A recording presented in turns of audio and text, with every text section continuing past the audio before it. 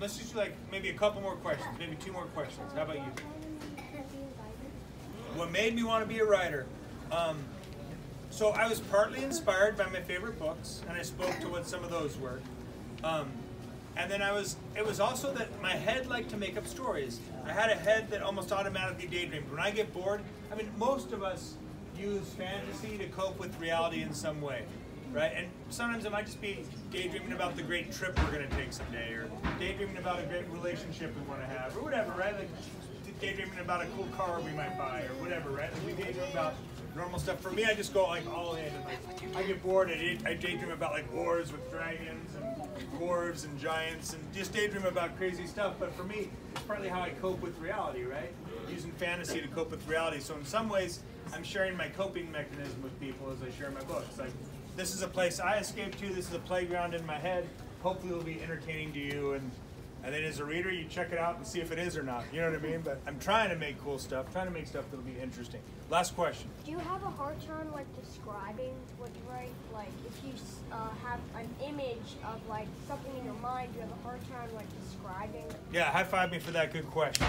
Because that's a big part of what I have to do, and it's a hard part of what I have to do is taking something I see in my mind that seems really vivid and cool to me, right? And then trying to reduce that down into words. And I remember the first time I was like, man, these stories in my head are awesome. I got to write them down. The first time I wrote something down, I was like, am I a simpleton? Like, what's in my head is cool, but what's written down isn't that cool anymore. Like what's wrong here? And I learned it was going to take a lot of time and effort for me to learn how to describe what I was seeing in my head in a way that readers could enjoy. I'm still trying to get better at it. I'm still learning, right? I'm still becoming a better writer. But I paid attention to how my favorite authors built their scenes. And I practiced writing my own scenes, and over time I got better at it, right? And I'm always struggling to find what's the right words to put into the mind, to paint on the reader's mind so that they can kind of see what I see, right? I've heard this described as sometimes the story in your head is like this beautiful flock of butterflies. And if I want to share that flock of butterflies with someone, I have to catch the butterfly, kill it, pin it, preserve it, and then I can share it, right? And that's sort of like the process of taking that story from my mind and reducing it down to words, catching the butterfly and pinning it. But the beautiful other half to that is if I give it to somebody, sometimes that butterfly can come back to life in their mind, right?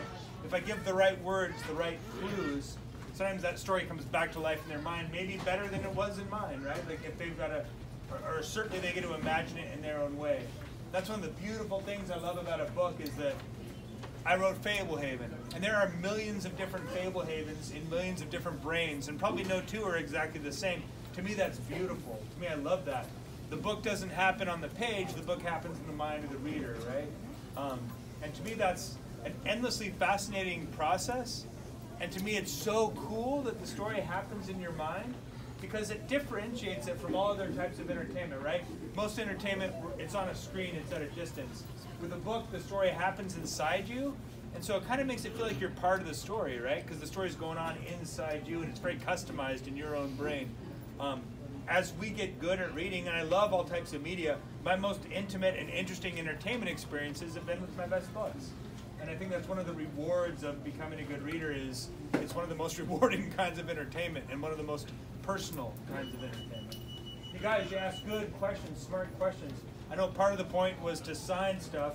The line is these guys that start here. So if you just